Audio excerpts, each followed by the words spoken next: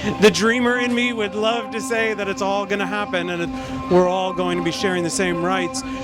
Reality tells me there's still going to be a struggle ahead. Every day to wake up and see something in the news about something that someone is trying to take away from you is incredibly distressing. How can we focus more on our commonalities more than our differences? I'd love to see us put some more effort into that. I think we're going down a very scary road of focusing so much on what makes me different than you.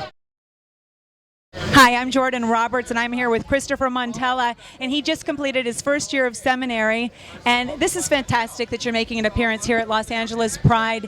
What do you think about Obama standing up for full marriage equality? Well, I think that it's exciting to be sure, but I think it's also very simple at the same time because I feel like it exhibited that, from the top down in our nation, people are starting to see that we're all just brothers and sisters, and really that's what's at the core of it, and that we should all be supporting each other to the fullest extent and not creating subsets within our community.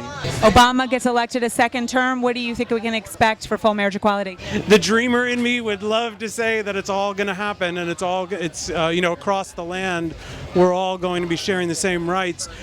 Reality tells me there's still going to be a struggle ahead. I think that if we can find the support at the top, it makes things easier, but it doesn't necessarily ensure equal rights across the board. So we have protesters who say that gay people are going to go to hell. They talk about how God is conditional. What does the Episcopal Church have to say about that? The core of what we stand for as a church is exactly what you see here. The Episcopal Church welcomes you. Everyone is welcome.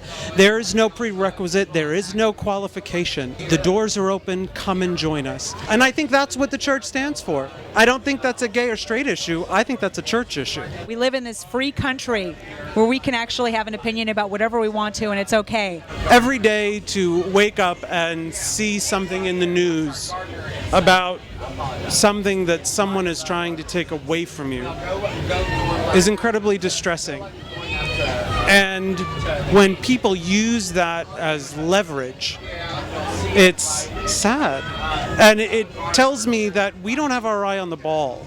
We're focusing on issues that have the potential to divide us instead of finding the things that bring us together. I think, when you talk about a church community, that's it right there. Community, how do we build community? How do we maintain community? How do we mesh together? And I think that's a bigger message across our country and certainly around the world. How can we find and focus more on our commonalities more than our differences? I'd love to see us put some more effort into that. I think we're going down a very scary road of focusing so much on what makes me different than you. How can community heal us? By its existence. By its existence. None of us are meant to walk our path alone. If you can find a way to open your heart, open your mind, open your soul to the love and support that can come from being a part of something bigger than you, anything is possible, and the opportunities are limitless.